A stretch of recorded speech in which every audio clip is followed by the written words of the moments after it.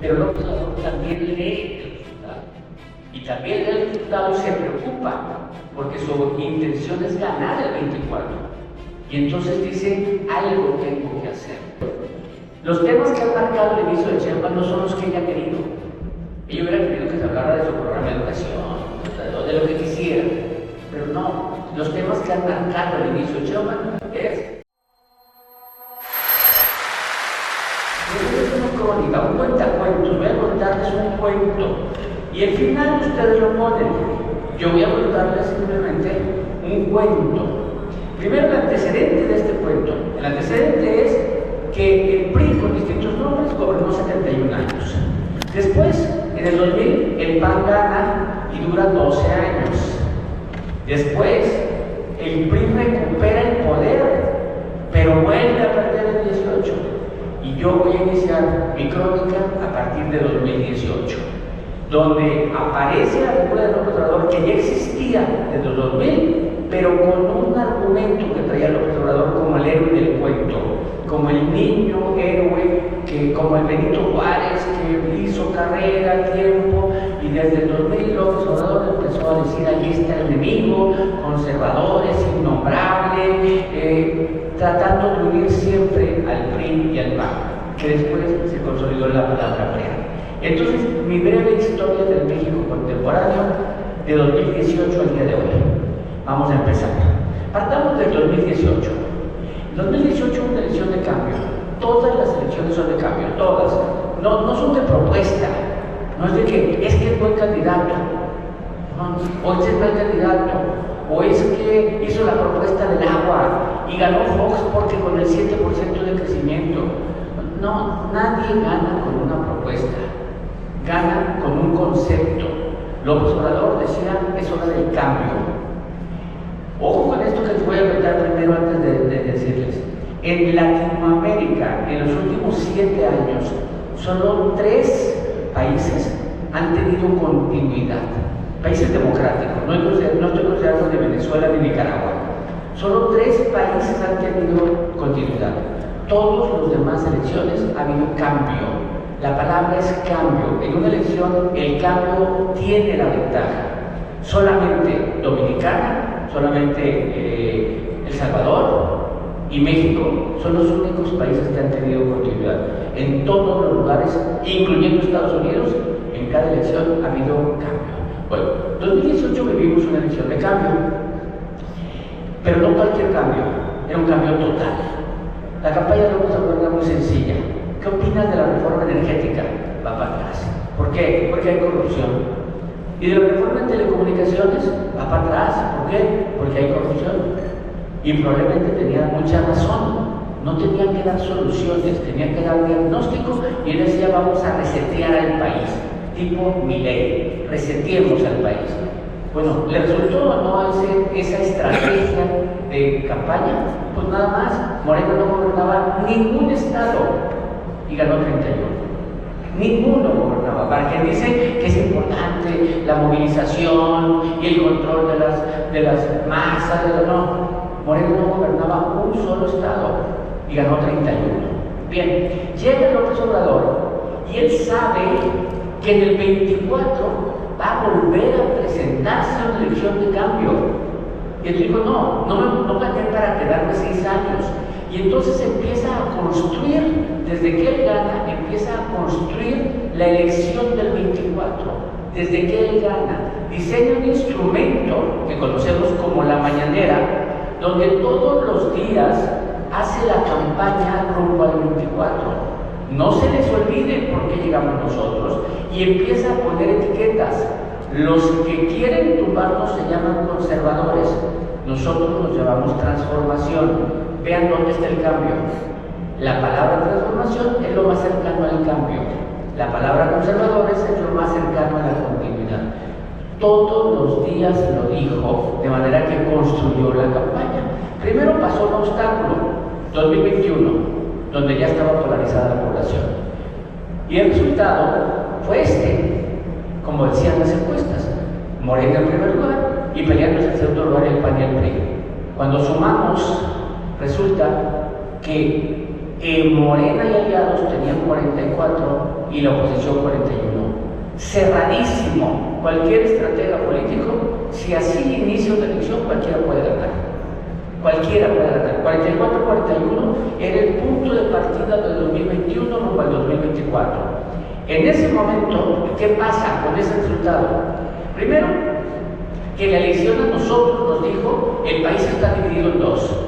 Los que quieren a López Obrador y los que no quieren a López Obrador. Ya está polarizada la población. Pero López Obrador también lee el resultado. Y también lee el resultado y se preocupa, porque su intención es ganar el 24. Y entonces dice, algo tengo que hacer. Y entonces toma decisiones López Obrador rumbo al 24.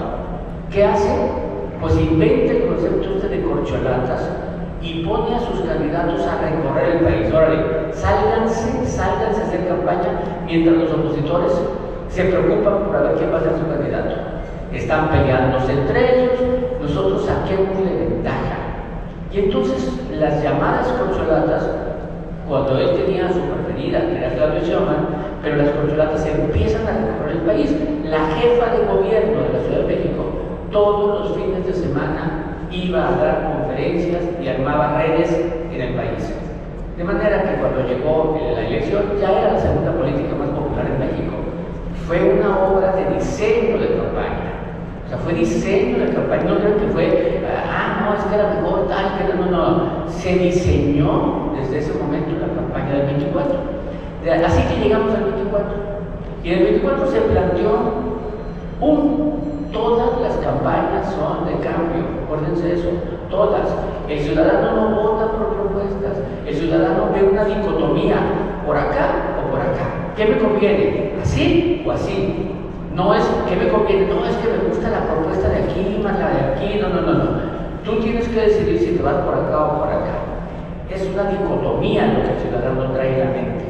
Y entonces la dicotomía que se le planteó al votante del 2024 es, vamos a hacer un plebiscito sobre el gobierno de López Obrador. Teniendo una aprobación alta, que sea un plebiscito sobre López Obrador. Y entonces el plebiscito estaba planteando dos. Ratificas que sigue el cambio, ojo, la contradicción que hay. Ratifico que sigue el cambio. Y de la otra manera, revoco que se vaya la 4T y que regresen los conservadores. Esa era la dicotomía. El ciudadano tenía que elegir entre que siga el gobierno de López Obrador, no importaba la candidata, o que lleguen y regresen los fifís o los opositores de la 4T, no importaba la candidata. Esa era la dicotomía. ¿Cuál fue el resultado? Que la gente ratificó. Ojo la contradicción. Que continúe el cambio. Son dos palabras contradictorias. O sea, voto por la continuidad del cambio. López Obrador, con su estrategia electoral desde que llegó, se apropió de la palabra cambio y entonces nuevamente triunfó el cambio ratificando lo que había. Él logró hacer que el ciudadano identificara como cambio lo que había y no lo que venía. Esa es una magia de la estrategia electoral, es un gran estratega lo que logró López Obrador. Bien, conclusión de esta primera etapa es que México cambió y una mujer de izquierda es presidenta de México y le dejaron pocos contrapesos. Alguien dirá que ninguno, tiene algunos, pero pocos contrapesos. Hoy llevamos 395 días de gobierno que hemos logrado. Diferencias entre Claudio Sheinbaum y López Obrador, sí hay diferencias. Voy a marcar 6 diferencias. Creo que son 6, ¿no? Primero, el combate a la inseguridad, ya nadie habla de abrazos y no balazos. O sea, ya ahora sí hay un combate a la inseguridad real. Y no todo es Trump, no es porque Trump haya llegado, porque el nombramiento de García Harfuch fue el 1 de octubre y Trump llegó el 20 de enero. O sea, ya estaba ese planteamiento de que iba a ser distinto la forma en que se combate la inseguridad. 2, los cambios de estrategia en la distribución de medicamentos. Ya nada esa de la megafarmacia y todos los medicamentos del mundo. No, nuevamente volvimos a los concursos para comprar y que el mismo que nos lo vende tiene que distribuirlos y mandarlos. O sea, cambió la estrategia de medicamentos. 3, reconoce la importancia de asistir a las cumbres a dialogar con mandatarios. Fue el G7, fue a Brasil. Ella sí reconoce la importancia de reunirse con mandatarios. López Obrador no salió, solo fue a Estados Unidos, ¿no? Y cuando quiso Trump. 3. Establece relaciones tersas con gobernantes opositores. Hoy hay 8 gobernadores que no son de la 4T. Los 8 son claudistas.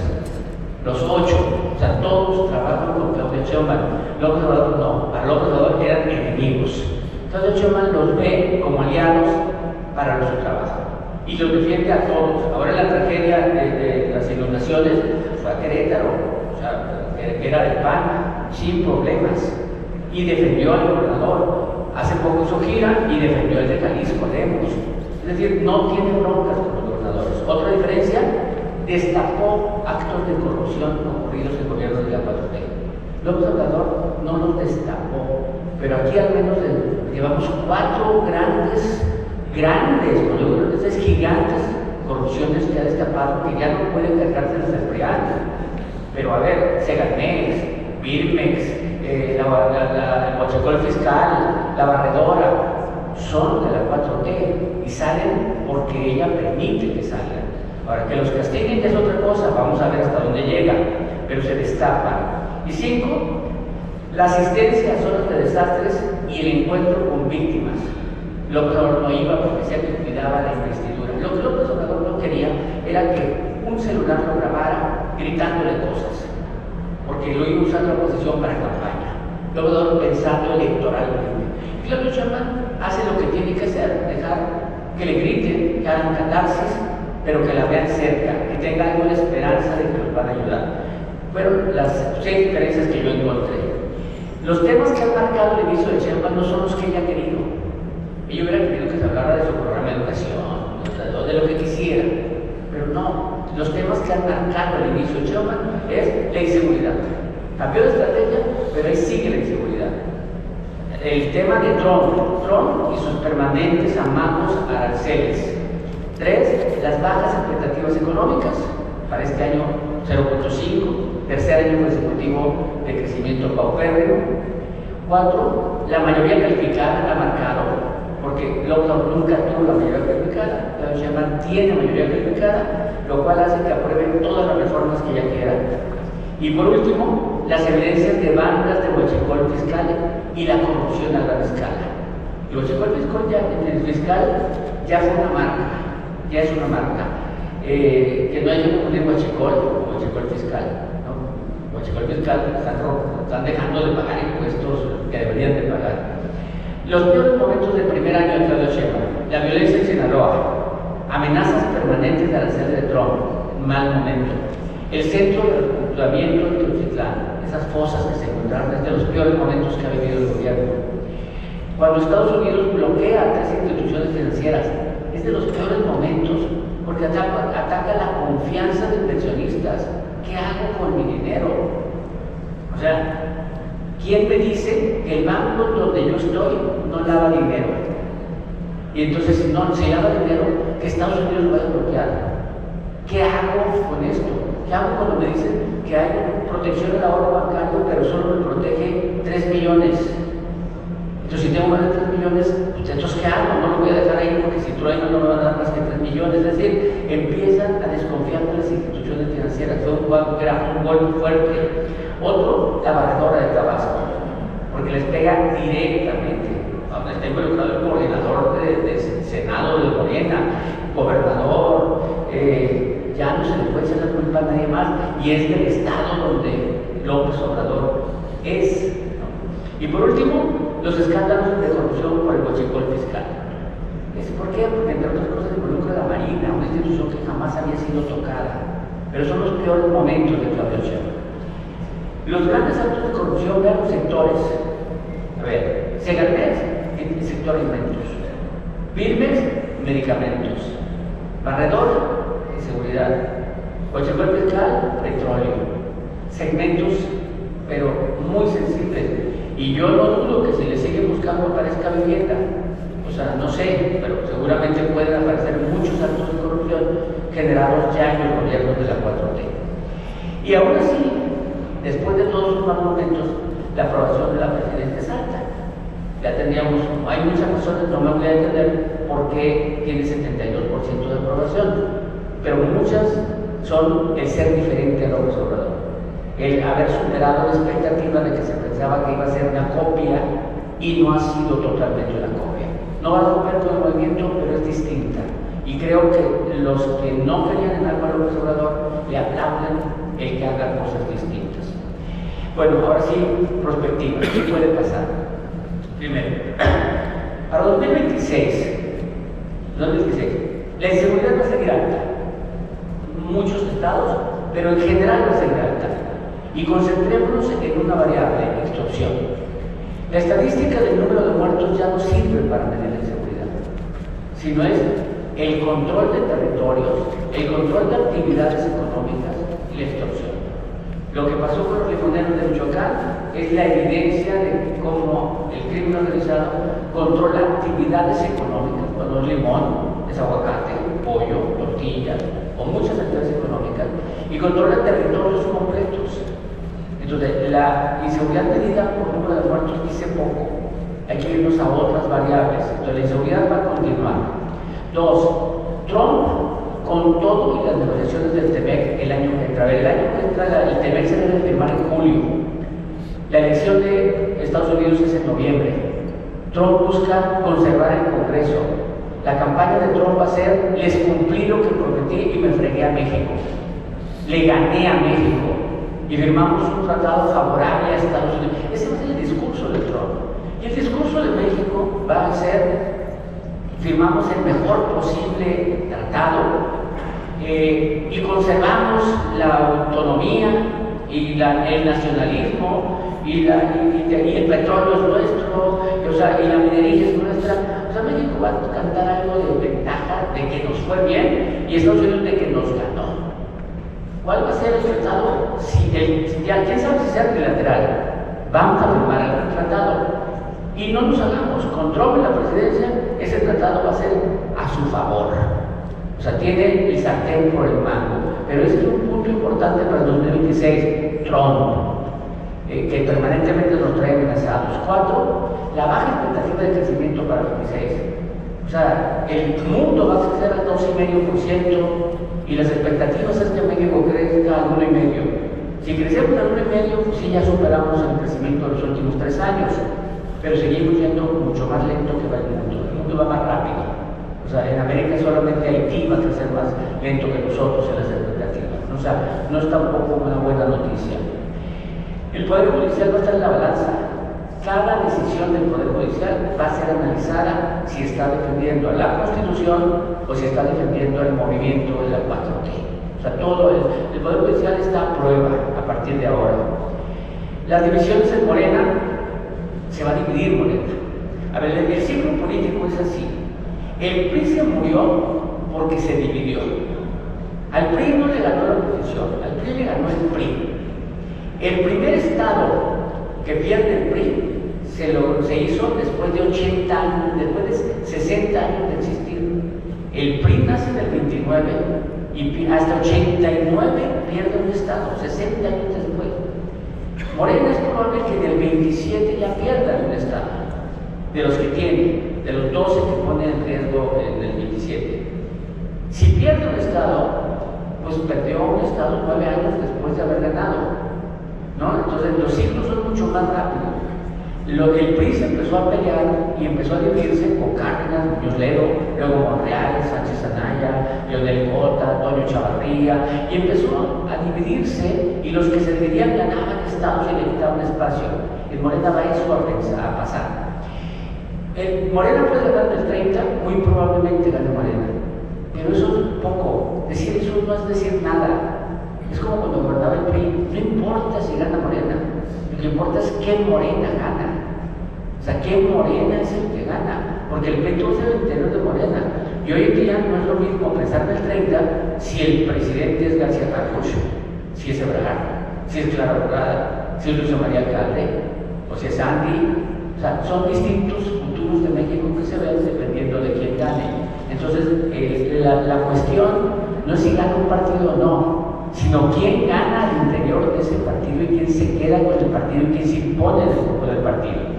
Y la última, para el 2026, la reforma electoral. Es importantísima. En febrero se presenta. La reforma electoral tiene tres pilares: menos diputados y menos senadores, y menos diputados locales y menos regidores, es decir, disminuir la burocracia que se vota, menos dinero para los partidos, menos dinero, y la forma de conformar la autoridad electoral. Son los tres pilares de la reforma electoral. La gente los aprueba. La gente aprueba que haya menos diputados, que se les dé menos dinero a los partidos, y la gente aprueba que se elijan de otra manera a los consejeros electorales. Entonces seguramente va a pasar, con detalles que pueden cambiar, pero ya está diseñada una reforma electoral y seguramente va a pasar. Conclusiones, un poco ya para acabar. La conclusión definitiva es que López Obrador es el político más importante de la era moderna. Es el más importante, que no quede duda. Solo la historia, hay que dejar que pasen años para que la historia nos diga si López Obrador va a estar inscrito en el área de los villanos o en el área de los héroes. O sea, a veces salen y a veces no salen de ahí. Hay quien quiere reivindicar la figura de Porfirio Díaz, ¿no?, que tuvo mucho tiempo en villanos y hoy está saliendo del área de villanos. Pero en el área de villanos tenemos a Maximiliano, a Huerta, tenemos a Santana. Bueno, López Obrador hay que dejar que el tiempo diga. Hoy sus simpatizantes lo ponen como héroe y sus adversarios como villano. Dejemos que el tiempo lo diga, pero es el político más importante de la era moderna. Hay tres momentos que han cambiado la historia de México en el último año. Primero, cuando la 4T consigue el senador 86, se llama Miguel Ángel Yunes. En ese momento, cuando consigue el senador 86, Morena se convierte prácticamente en un constituyente. Si quiere hacer cambio de nombre del país, que cambie de nombre del país. Puede crear una nueva constitución. Cuando consiga el senador 86, no hay freno para que haga la ley que quiera. En ese momento, y días después, o sea, eso pasó el 26 de agosto, y días después, el 11 de septiembre, entonces ya con esa mayoría, por fin se publica y se aprueba la reforma judicial, lo cual tiene ahora sí el control del Poder Ejecutivo, el del Poder Legislativo y el del Poder Judicial. Los tres poderes de la Unión ya están en el movimiento. Esos cambian la historia del país. No es el mismo país a partir de esos momentos. Y el último es la llegada de Trump. Cambia la historia del país. O sea, esos tres momentos cambian la historia. Todo momento cambia la historia, pero son tres momentos importantes que han cambiado la historia. ¿Qué marcará al final el gobierno de Claudia Sheinbaum? 6 cosas que cuando ya se vaya ella vamos a platicar. Vamos a platicar, 1, cómo le fue la economía en su gobierno. Vamos a platicar cómo le fue la seguridad en su gobierno. Vamos a platicar qué logró de Trump. Ahora sí es el tratado que se firme en la época de Claudia Sheinbaum. El actual se firmó en el último día de gobierno de Peña Nieto. O sea, el último día regresó de Argentina, ¿no? Regresó de Argentina y firmó el TEMEC actual. López Obrador no firmó TEMEC. Claudia Sheinbaum va a firmar este TEMEC. Entonces, ¿cuál va a ser? Otra, la corrupción y la impunidad. Vamos a hablar si hubo mucha corrupción y si hubo mucha impunidad. Las reformas, 2 reformas fuertes de ella, la judicial y la electoral. Ojo, las 2 son hechas para dificultar que les quiten el poder. O sea, no le busquemos. Es dificultar que le quiten el poder. No imposible, pero lo hacen cada vez más difícil. Parecía que también al PRI no se le podía quitar y se le quitó. Pero es toda la reforma, sobre todo la electoral, va a ser hecha para que sea más difícil que las minorías actuales se conviertan en mayorías. Y por último, lo va a marcar los conflictos políticos dentro de la 4T. ¿Quién se separa? ¿Quién forma nuevos grupos? ¿Quién está fuera de la 4T? Retos fáciles. Seguridad. Su reto en seguridad es mostrar que funciona su cambio de estrategia, mostrar que funciona. Su reto en economía es una sola palabra: crecer. O sea, el reto de economía es crecer. Ya López Obrador disminuyó la pobreza. Ella no puede decir disminuir la pobreza otra vez, pero no creció el país. O sea, su objetivo, su único objetivo es crecer, que hasta ahorita no está siendo una expectativa. Lo control es aprender a convivir con ese señor. Es una relación complicada, pero el reto es aprender a convivir. Es imposible prever lo que va a hacer ese señor. Estaba en Corea y desde Corea cancela 13 líneas aéreas, 13 rutas aéreas, o sea, es imposible. Y por último, en corrupción, tal vez el reto mayor. ¿Por qué? Porque tiene que, ¿cómo va a ser recordada Claudia Sheinbaum? Aquella que destapó corrupciones y no las castigó, o las destapó y sí las castigó. O sea, permitió la impunidad porque eran de la 4T, o sí las castigó. Entonces, y tiene que evitar que si las castiga, dañe a su movimiento, porque así cree en su movimiento. Entonces está en una balanza muy complicada. Si castigo a los corruptos, eso va a ser el argumento para que la oposición me gane elecciones. Pero si no los castigo, en mi gobierno me van a calificar como que la que permití las corrupciones. Entonces tiene ese tipo de... Por eso corrupción, el reto es muy complicado. Mensaje para todos. La polarización ha hecho que perdamos de vista los problemas globales por concentrarnos como si viviéramos en una isla. No todo es México.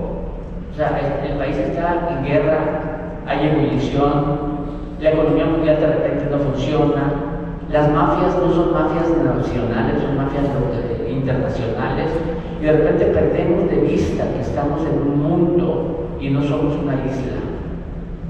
Sin importar las preferencias o las identidades, que seguramente hay quien que le va a un partido a otro, a una persona o a otra, no abandonemos las causas de las que creamos, señalemos a los corruptos, pero también requerimos trabajar juntos algún tiempo. Y un pacto que no debe implicar dejar de luchar electoralmente. Que la polarización no nos ciegue. Pensar distinto no nos hace enemigos, al contrario, nos enriquece. La riqueza de México es tener pensamientos distintos. Y siempre recordemos, si le va bien a México, nos va bien a nosotros. O sea, es así, no podemos pensar que nos vaya bien a nosotros y le vaya mal a México. Tenemos que pensar que le vaya bien a México para que nos vaya bien a nosotros. Entonces, trabajemos sin ideología, no pensemos que trabajamos para que le vaya bien a este gobierno, trabajemos sin ideología y siempre pensando que le vaya bien a México. Muchas gracias.